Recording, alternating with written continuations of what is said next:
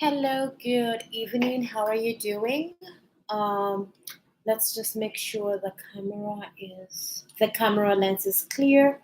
So for this live, this sound won't be that great because I don't have my headsets on, but I hope you can hear me and clearly and loud. All right. So I'm going to do some introduction. My name is Pauline Coney, and we're going to look at some protocols and training for systems. This is going to be for management. So this training is going to be for management. Right now, as I'm recording it, it's going to be available on YouTube for those watching live. If you have any questions, comments, feel free to comment in the comment section below. I'm quite sure you won't be able to see these comments with those that will be doing the training on the recorded. So, what does the protocol and systems look like for the management? I'll bring a little bit introduction so that you understand. When it comes to systems are something that I want. When you think systems, I want you to think about. Okay, see the mic is very low. Okay, so I can edit this out. Let me just scooch around a little bit, just so the sound can be better. Okay, so I'm trying to get in close there, just so I can be heard loud and clear. Okay, I'm looking at the mic right now to make sure everything is good. Okay, so introductions. My name is Pauline Coney, and I will be teaching you on protocols and systems for training. So when it comes to systems, these are things you see in shops. Like, I'll give examples of some of the shops, common shops and businesses in Zambia that those watching from Zambia or Africa can relate with. If you have an example of like a hungry lion, there is a way that they make their chips, there is a way that they fry their chicken, there is a protocol and systems on how things are done. So whoever goes there doesn't just do what they think they should do. The common sense is not needed there so much because there are steps and procedures of how things should be done, leaving room for less mistakes, and that way everything is a process that can be followed from one person to another. If there is an employee in that Hungry Lion store or business and they left, the next person will be trained with the same system, so there is consistency in communication with the requirements of the business and expectations. So this is what we're going to look at when we talk about systems and protocols. So let's take a look at some of the protocols that I'll be talking about. When we talk about protocols, what we're looking at is if there is an issue in the company, what do you do or what needs to be done? Those are kinds of protocols. So if there is a problem, for example, you see HR on things that maybe they can advise you with or help you with according to the rules of the company. Those are things like protocols. Let's say a protocol, if you see something broken, one of the rules would be that you would let management know other people so that the issue can be fixed. That way, things are maintained at a certain level. All right, so that being said, that's just a little introduction of the systems and protocols for management. Now, let me expand it to the company and how this looks like for you as management. For you as management, it is very, very important that communication is as clear and as concise as possible. What does this mean? It means that as people in management, people are reporting to you and you're communicating with them on things they need to be doing and how it should be done. How things are done are a standard of a company. So, what does this look like? All right.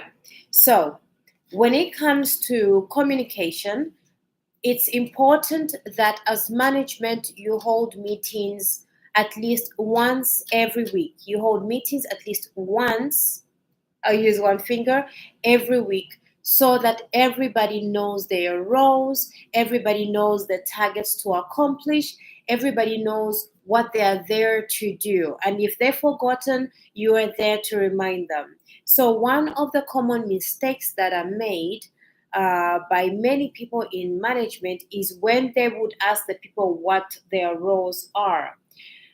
I would highly encourage you to look at this as management. You are there, and your role is to help lead the team to a better state and maintain a standard and actually outgrow the standard that you found. So, as a person, you improve, you get more qualified as well for your personal growth, and at the same time, the company is growing with you're growing with the company.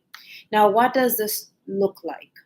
Number one, in that job which you are in, you have to look at the competition. What are their standards? What are their procedures? When you look at the competition of the business that you're in with the others, what are your goals that you're going to try and deliver so that you're better and you have a little bit more of an edge than the competition? You have to know that you have to know exactly when and what needs to happen in the company. What does this look like? Number one, when you come in, know that you need to create goals. Please take out a notepad and write this down.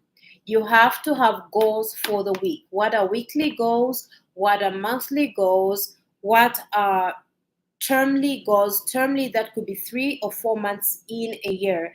What are the goals for you as management? Now, you're going to cut those goals in targets. Targets are things you should be achieving even weekly or bi weekly so that you meet those goals that you have. Let's say that in this week you're going in for this weekly, let's say the target that you may have is reaching a certain number of sales. So let's give an example that in the past 4 months you've had sales. Maybe it's just an example. Let's say you've had sales of 500. I haven't put the domination, so we'll say at least $500. It's just an example. Now, your goal is that in the next few months, you should have more than that 500. So, what do you need to do? You need to be more sharp. Make sure everybody is holding their positions. When it comes to entry, are all tickets checked? The people who are coming in, if you've got protocols that they don't come in with food, it's very, very important that you remind the guards, you remind the people at the checkpoint to make sure everybody is following protocols and the rules that are made. Number two, how polite and do they have courtesy to the clients? How swift and concise are they with the customers? It's very important that these are things you mention on the weekly meetings so you remind the people that these are their targets and goals. One of the mistakes that some management may make is asking people what they're going to do. So if you ask people what they're going to do and goals have not been made, targets have not been made, that's very confusing because they don't have a management skill that you may have. So you have to create targets and goals.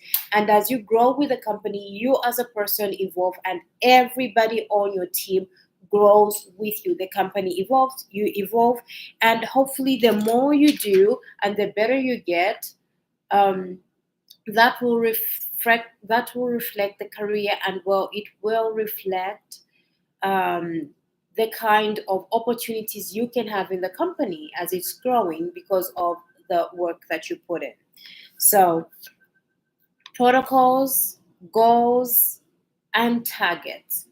The other thing is post. It's very important that as management, you remind everybody in the company that whatever position they hold is very important. What does it mean? The guard is important. The sweeper is important. Accounts is important. Every station is important because it's like a machine and it works together. There cannot be one which is more important than the other. Let me give an example of what this looks like. If you have environments where you say, for example, the account is more important than the people in the office, than the people are swimming, when you have the customers and they see dirt, even when you're around there and it's always dirty, no one is sweeping, the company will go down. That's not a good look, and nobody wants to associate with a place that's messy. So, even the person sweeping is just as important. And in those Monday meetings, you have to remind them their importance so that as they are cleaning their stations, they know that the company gets bigger and gets better because of them. They're very valuable, and it's important to speak to them with courtesy and respect so that you can demand and they can speak to you in the same way.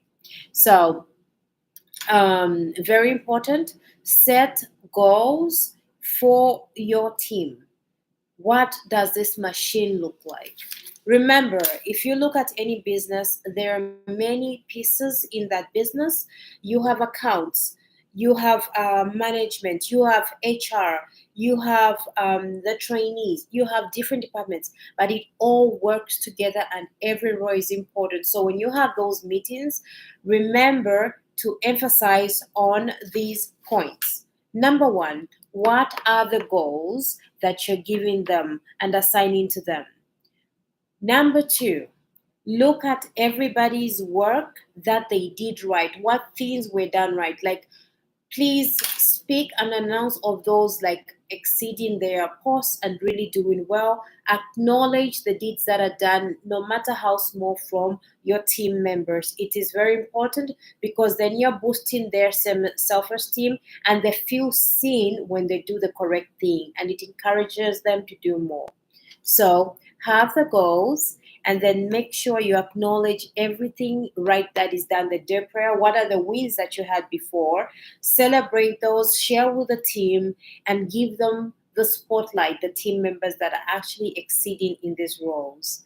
Apart from that, it is very important that you communicate, that communication is very, very, very important.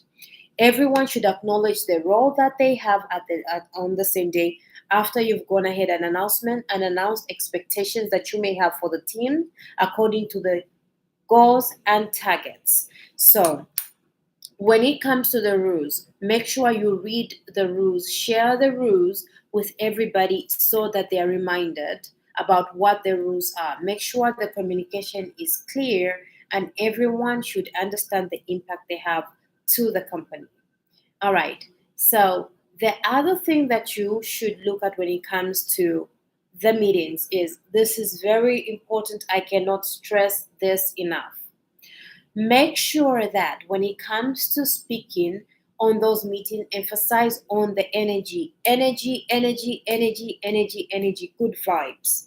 Lift people's spirits by either having a song of praise or something that uplifts their spirit.